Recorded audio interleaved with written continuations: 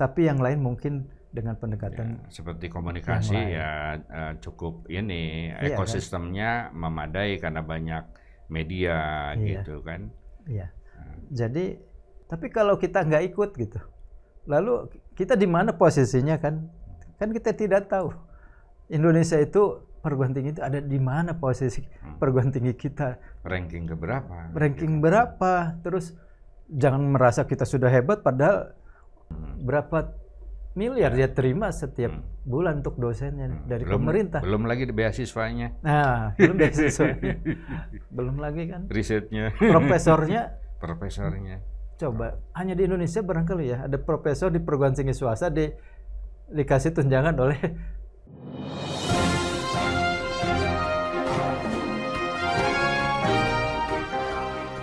Jumpa lagi di Ruang Publik bersama Dedem. Kali ini saya mengundang orang yang sangat kompeten di bidangnya untuk bicara tentang dunia pendidikan tinggi. Saya mengundang khusus Profesor Bunyamin Maftuh. Beliau adalah pembantu Rektor 4 bidang kerjasama, kelembagaan dan kerjasama di Universitas Pendidikan Indonesia (UPI) yang dulu disebut IKIP gitu. Dan beliau juga Pak Bunyamin pada 2015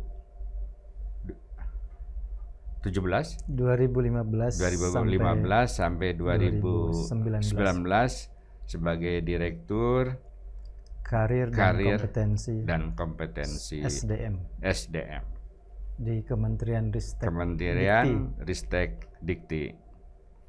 Nah, Kang, karena ini bidang Akang, apa yang menurut Akang menjadi persoalan yang belum selesai, yang masih dalam pro kontra di masyarakat? Iya, ada beberapa hal sebenarnya yang mungkin menjadi isu sampai sekarang seperti kebijakan MBKM ya, Merdeka Belajar dan Kampus Merdeka. Kebijakan itu dalam beberapa hal memang sangat bagus gitu ya, bisa mendorong kampus dan mendorong kampus lebih maju, mendorong mahasiswa lebih aktif gitu ya. Ada hal-hal yang positifnya. Dalam beberapa sisi sebenarnya, misalnya bagaimana di MBKM itu menghubungkan perguruan tinggi dekat dengan dunia usaha, dengan dunia industri, itu sebenarnya sudah dilakukan oleh perguruan tinggi jauh sebelum konsep ini itu lahir ya. Sudah ini ada. Nah, sejalan dengan kemajuan sekarang di abad ke-21, memang kebutuhan itu menjadi semakin tinggi lagi untuk bagaimana mendekatkan perguruan tinggi punya link dengan dunia industri, dunia usaha kan. Dan itu MBKM menyiapkan mahasiswa itu bisa untuk seperti itu, kegiatan terlibat bukan hanya kuliah di kampus tapi juga langsung mereka mengalami dunia pengalaman langsung gitu ya. Seperti itu. Itu banyak nilai positifnya dan mahasiswa menilai itu ada kami melihat nilai positif. Mungkin yang menjadi catatan adalah bahwa tidak semua program studi itu punya sesuatu yang harus misalnya hubungannya dengan dunia usaha, dengan dunia industri. Ya. Yang relevan sangat banyak, tapi misalnya studi filsafat. Nah, betul yang seperti itu. Itulah makanya artinya yang namanya MBKM itu dalam pandangan saya jangan dipaksa semuanya harus sama konsepnya. Jangan dipukul rata, kontekstual. Beberapa prodi sangat memerlukan untuk bisa di dunia usaha di industri, tapi yang lain mungkin dengan pendekatan seperti komunikasi cukup ini ekosistemnya memadai karena banyak media gitu kan. Iya. Jadi beberapa program MBKM yang lain juga itu menurut saya ada bagusnya ya. Bagaimana misalnya pertukaran mahasiswa sampai ke luar negeri, yang dari luar negeri datang ke kita gitu kan. Itu dari mahasiswa kita pergi kuliah di kampus yang lain, itu juga membuat wawasan mahasiswa menjadi lebih bagus lagi, lebih tinggi lagi. Namun tidak semua mahasiswa bisa semuanya punya pengalaman seperti itu. Sebagai contoh, kalau pertukaran yang ke luar negeri kan mereka punya keterbatasan dana juga. Nah, ada yang menarik itu, ada satu sisi dari MBKM itu, ada program-program itu. Mahasiswa banyak yang senang dengan program itu, tapi juga kegiatan kemahasiswaan menjadi berkurang. Nah, ini diakui oleh para aktivis mahasiswa. Jadi sekarang mahasiswa lebih senang dengan program-program MBKM daripada ikut kegiatan kemahasiswaan. Nah, yang seperti itu. Kang, apa akibatnya ketika aktivitas kemahasiswaan itu makin berkurang? Ya tentu sisi lain berarti ada kompetensi tertentu kepemimpinan mahasiswa misalnya, ya berarti ada ya mahasiswa untuk misalkan memiliki jiwa kepemimpinan melalui organisasi kemahasiswaan berarti kurang ada kesempatan untuk dan itu. Ini akibatnya kenapa misalnya gerakan-gerakan moral force mahasiswa itu agak sedikit ini ya, tidak semasif zaman-zaman dulu Akang gitu ya, sebagai aktivis gitu. Iya. Jadi itu akibatnya itu. Betul. Saya dapat informasi itu dari para aktivis ya. Mereka yang mengeluh karena teman-temannya lebih senang dengan kegiatan yang misalnya program magang yang dapat uang, ada uangnya sedikit, bagi mereka mahasiswa itu senang katanya. Ya, itu realistis, pragmatis, tapi meninggalkan tadi visi jauh ke depan. Ya, jadi pada calon-calon pemimpin dia ke depan itu juga penting.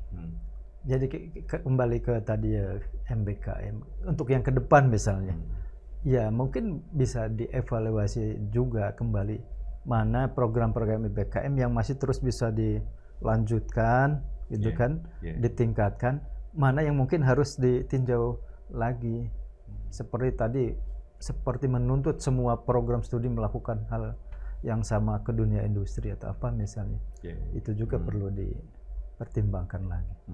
Iya, karena banyak juga dalam kenyataannya itu ekosistem tidak mendukung.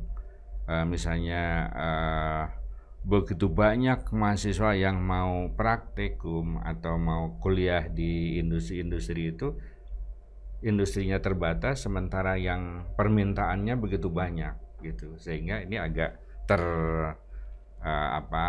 tercecer gitu, terhambat gitu. Apalagi misalnya PTS yang katakanlah menengah atau kecil, ini apa nih, dari mana kira-kira gitu. Itu problem juga itu. Iya.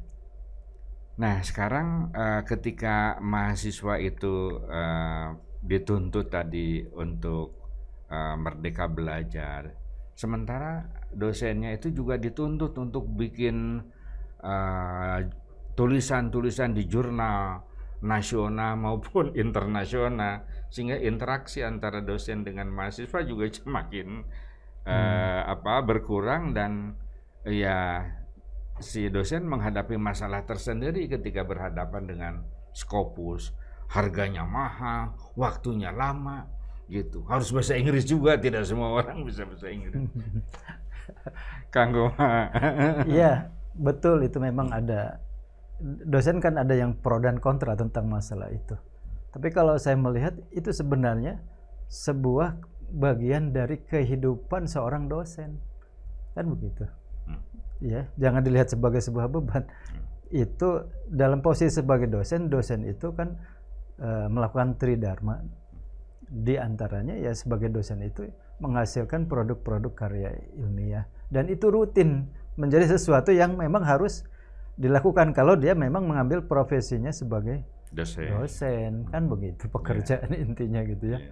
Dia selalu harus mengupdate pengetahuannya, dia harus membagi ilmu pengetahuan yang baru yang ini kepada dosen-dosen yang lain, kepada mahasiswa, kepada masyarakat umum, kan begitu ya. Nah, itu berarti kembali bagaimana menuntut kompetensi dosennya kan. Ya, memang tidak mudah kan seperti tadi. Misalkan publikasi, kita kan ada jurnal-jurnal nasional, Sinta kan bisa seperti itu, dimulai dari situ. Kemudian jurnal internasional, jurnal yang terindeks Scopus misalnya. Ya, kalau kita melihat dosen-dosen di negara-negara maju kan itu sudah hal yang bagian dari kehidupan mereka sebagai seorang dosen. Nah, kita juga sebenarnya ke arah itu dituntut, gitu kan, bisa untuk bisa publikasi dikenal oleh masyarakat internasional, kan begitu. Ya. Nah, ini sebagai sebuah keharusan. Nah, tentu menjadi tantangan bagi perguruan tingginya dan bagi dosennya menyiapkan dosen yang mampu seperti itu. Apalagi sekarang kan kita sudah ada dalam istilahnya tuh, istilahnya regime ranking. Iya. Regime ranking dunia gitu kan. World class university gitu kan. Nah, itu kan ada yang pro dan kontra juga. Apakah kita mau mengikuti tren yang itu, mengikuti ranking dunia kan gitu kan? Yang kalau kita ikuti biayanya mahal juga tuh. Untuk bisa kita mengikuti program-programnya. Itu memerlukan untuk menjadi world class university itu kan ya ada persyaratan yang harus diikuti, dan itu mahal. Betul. Tapi kalau kita nggak ikut gitu, lalu kita di mana posisinya kan kita tidak tahu. Indonesia itu perguruan tinggi itu ada di mana posisi perguruan tinggi kita, ranking keberapa, berapa, terus jangan merasa kita sudah hebat padahal orang lain kok jauh lebih hebat kan gitu kan. Nah, akhirnya kelihatannya memang dari kebijakan pemerintah kan ya tidak boleh tidak. Masa kita misalnya ketika disebut perguruan tinggi terhebat di kita, taruhlah UI, ITB, UGM, bagaimana sih dibandingkan dengan Malaysia misalkan, Singapura, tetangganya gitu kan. Nah, tiba-tiba di ranking dunia kita ada jauh di atas 100 kan gitu. Sementara Malaysia sudah masuk ada yang di bawah 100 misalnya. Singapura apalagi. Nah, masa kita nggak malu gitu kalau tidak ikut gitu. Nah, memang. Dan kita posisi kalau dibandingkan Malaysia ya rada ini sekarang. Kalau dulu kan kita di atas ya. Dibandingkan Malaysia, sekarang Malaysia rada. Iya, jadi yang seperti itu sepertinya memang tidak bisa kita hindari ya. Kebijakan dari pemerintah memang perguruan tinggi yang sudah pantas dipersandingkan memang didorong, yang masih di pertengahan jadi didorong juga naik yang seperti itu kan. Nah, perguruan tinggi negeri yang masih ini juga bawah ya didorong, yang swasta, dan ternyata kan swasta banyak yang bagus, bahkan bisa mengalahkan yang negeri kan gitu. Misalnya beberapa perguruan tinggi swasta di kita masuk ke ranking yang lebih tinggi kalau memang dikelola dengan baik, kalau pengelolanya memang serius mengelola. Dan untuk mengelola itu termasuk tadi SDM dosennya kan. SDM dosennya juga harus hebat. Gitu. Memang ada problem mungkin pada saat rekrutmen.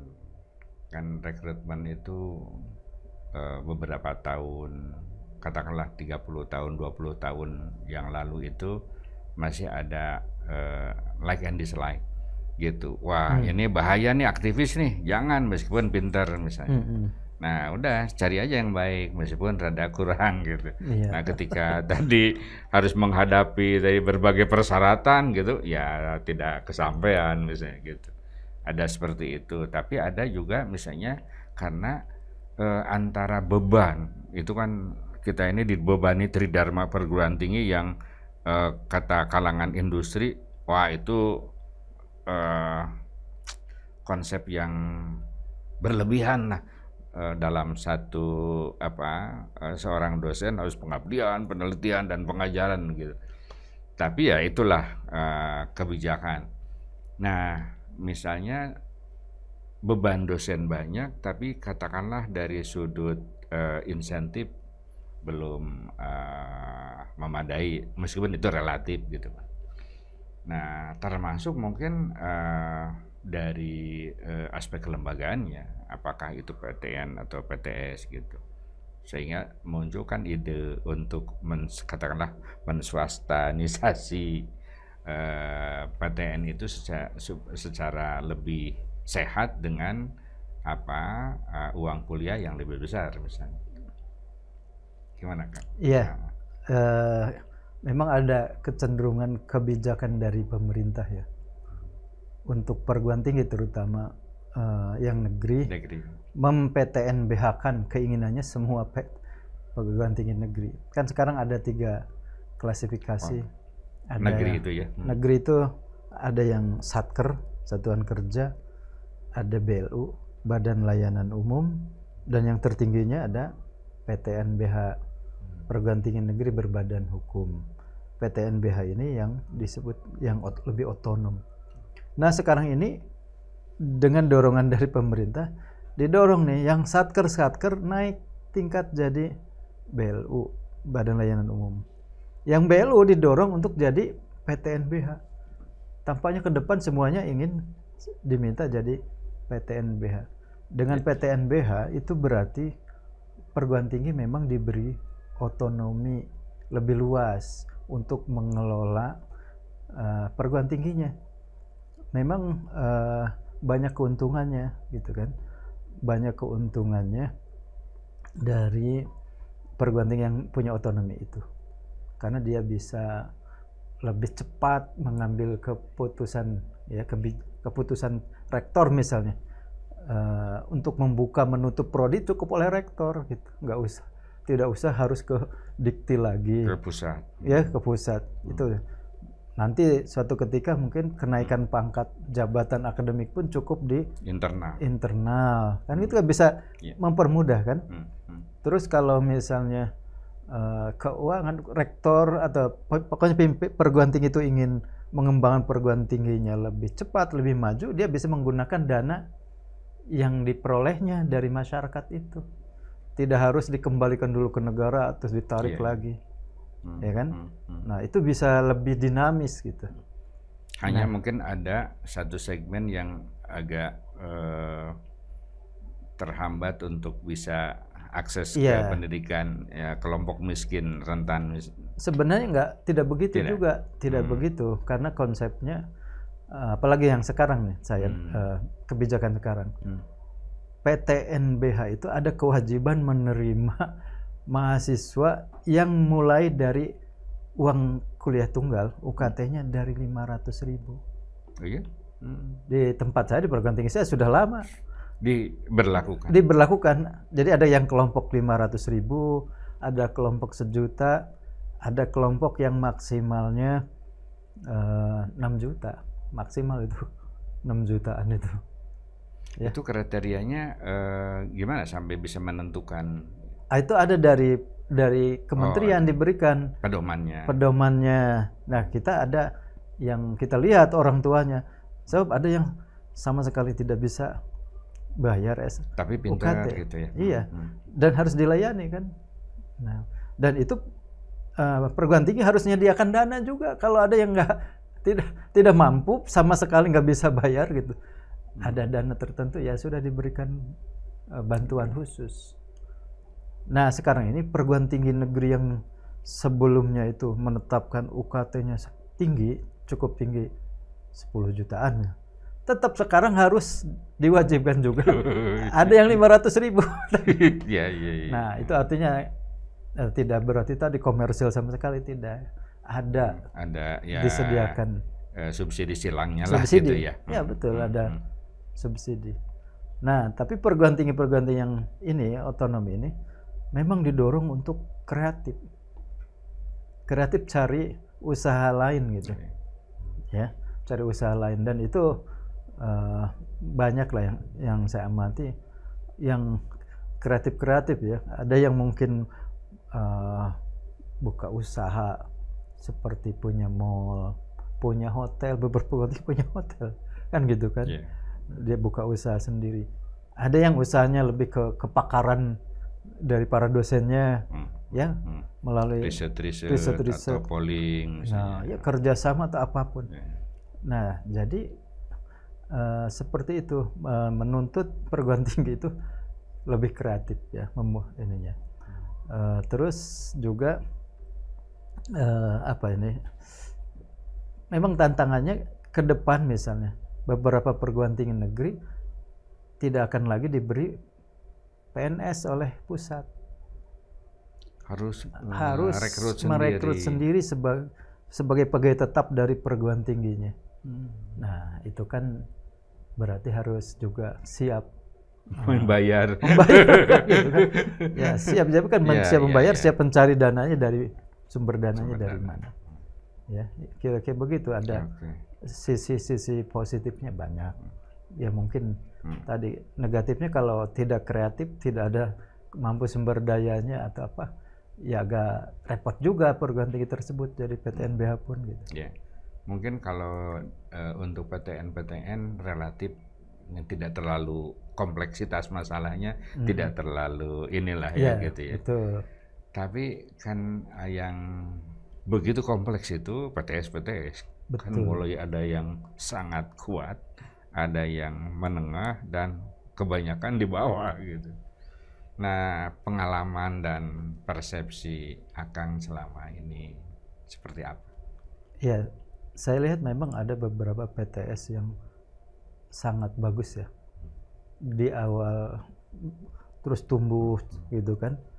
Tapi umumnya itu karena pengelolaan yang bagus, yang serius, terus konsen ke mutu gitu kan, dan merekrut dosen-dosen yang memang bermutu, sehingga diajak maju cepat.